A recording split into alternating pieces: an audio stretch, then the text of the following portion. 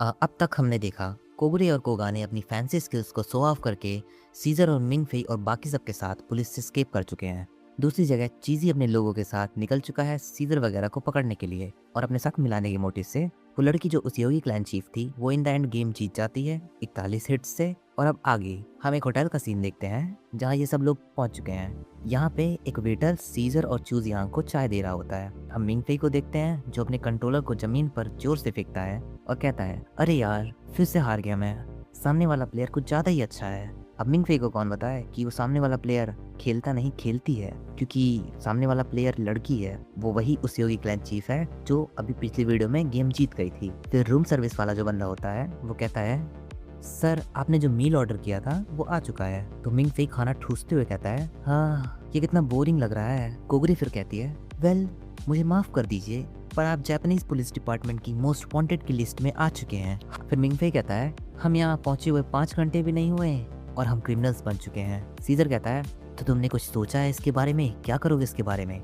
मैं जापानीज लोगों से ऐसी खातिरदारी की उम्मीद नहीं कर रहा था। कोगरी कहती है, हम आपको नाराज नहीं करना चाहते हैं, इसलिए हम जल्द से जल्द इस मामले को निपटा देंगे और आपके लिए फ्रेश नई आइडेंटिटीज का बंदोबस्त कर देंगे। ये अच्छा होगा कि आप कुछ दिन यहीं पर रहें और अगर किसी चीज की जरूरत पड़े तो मुझे कह सकते हैं। तो मिंग फेई कहते हुए कहता है, मतलब मिंग फेई उससे मांगते हुए कहता है कि मुझे निंटेंडो का एक लेटेस्ट पोकेमॉन गेम चाहिए। चूजियांग कहता है, कुछ जापानीज स्वॉर्ड्स मिल जाती तो बहुत अच्छा रहता। सीजर कहता है, अगर एक 3 स्टार शेफ मिल जाए तो बात ही बन जाए पूरी। कोगरे हेल्पलेसली स्माइल करते हुए सोचती है, ये कुछ ज्यादा नहीं हो रहा है? तो व्हाइट हेयर वाला बंदा जो होता है वो वहाँ से बाहर की तरफ नजर रख रहा होता है। वो कहता है, कोगरे सामान हम मुसीबत में हैं और वो चीज यहाँ पर हमारी सोच से पहले पहुंच चुके हैं। और हम देखते हैं कई सारी ब्लैक कार्स जो कि होटल के एंट्रेंस को ब्लॉक कर रही होती हैं। मतलब वो सामने से घेर के खड़े हुए थे ताकि कोई भाग ना पाए बाहर से। और चीजी पूरे स्वैग के साथ होटल के अंदर एंटर करता है। रेड हेयर वाला जो बंदा होता है वो कहता है, सभी एग्जिट्स को बंद कर दो और पूरी जगह की तहकीकात करो। चूजियांग कहता है, तुम इसे सेफ कहते हो?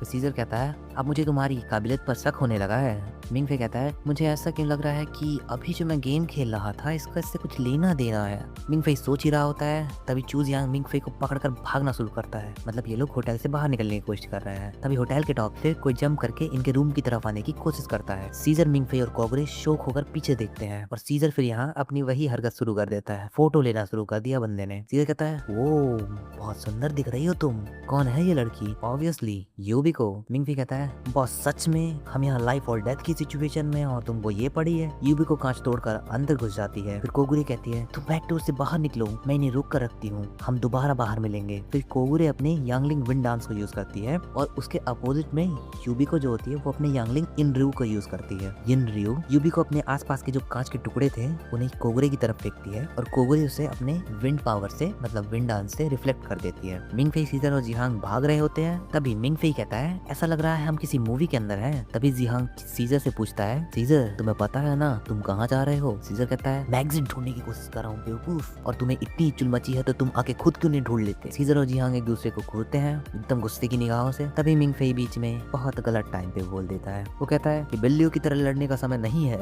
सीजर और जिहांग उसके ऊपर चिल्लाते हुए कहते हैं, क्या कहा तूने? तभी इनके सामने वो होम सर्विस वाला बंदा आ जाता है और सीजर उसका कॉलर पकड़ के कहता है, होटल का बैक डोर कहाँ पे है, जल्दी बताओ। तो वो बंदा बहुत लंबा रूट बताता है, कहता है राइट जाओ, फिर लिफ्ट लेना, कॉरिडोर से बाहर निकलना, ऐसे ऐसे करके वहाँ पे तुमको एक रूम मिलेगा, ऐसे करके बताता है लंबा पूरा। मिंग फेई कहता है, होटल है या डेथ ट्रैप? हाँ, ऐसा इवैक्यूएशन रूट बनाया है कि निकलने चलो तो खुद ही खो जाओगे। अब चूज यहाँ कहता है, ठीक है उसको रास्ता दिखाने दो, वो हमें लेके जाएगा इवैक्यूएशन डोर तक। फिर यहाँ पे सीन कट होता है और हम ब्लू हेयर और रेड हेयर वाले बंदों को देखते हैं जो लगातार फायरिंग कर रहे होते हैं। मतलब ये बिना रुके फायरिंग कर रहे होते हैं। फिर जब फायरिंग स्टॉप करते हैं तो इनकी कनपट्टी पर कोई पीछे से गन रख देता है। अब इनकी तो फट जाती है तो फिर वही थोड़ी देर के लिए शॉक हो जाते हैं। उसका फायदा उठा के जो बंदे ने गन रखा था वो इन्हें एक रूम के अंदर धक्का दे देता है। जिस बंदे ने गन रखा था उसका नाम कोगाने है। हाँ, और कोई कर भी नहीं सकता ऐसा। ये जिस रूम में होते हैं, मतलब जिस रूम में कोगाने ने इन्हें धक्का दिया है, रूम में कुछ अजीब सी चीजें हो रही हैं। तुम देख सकते हो यार फोटो में, मैं इसे एक्सप्लेन नहीं कर पाऊंगा, ठीक है। और ये बंदे उसे प्रॉपरली इग्नोर कर देते हैं। मतलब रेड वाला बंदा कह रहा है कि ना हमने कुछ नहीं देखा, ऐसा प्रिटेंड करो कि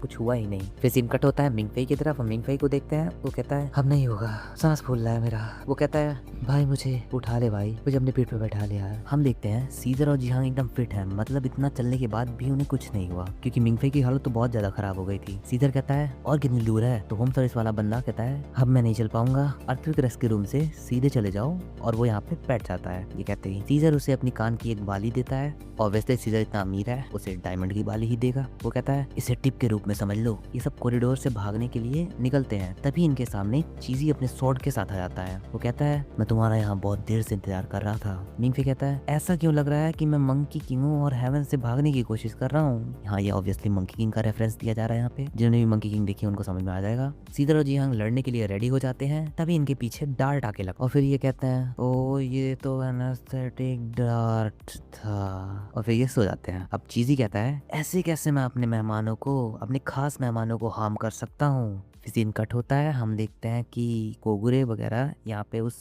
होम सर्विस वाले बंदे से मिलती हैं और कोगुरे उसे जैकेट पहना रही होती है, जो कि बहुत अनरियलिस्टिक बात है क्योंकि ऐसा नहीं होता है। कोई गेस्ट किसी वेटर को जैकेट नहीं पहना रहा होता है। अब हमें पता चलता है यहाँ पे कि वो जो होम सर्विस वाला बंदा है वो असल में कोई और नहीं, वो माओ किशुन का हेड है जो इन सबको कमांड करता है, कोगुरे वगैरह को। वो होम सर्विस वाला बंदा कहता है अब ये और भी मजेदार होता जा रहा है, अब और मजा आने वाला है। और इसी के साथ हमारा ये वीडियो खत्म हो जाता है। वीडियो पसंद आई तो सब्सक्राइब कर देना, मैं अक्सर ये सब कहता नहीं हूँ। And enjoy.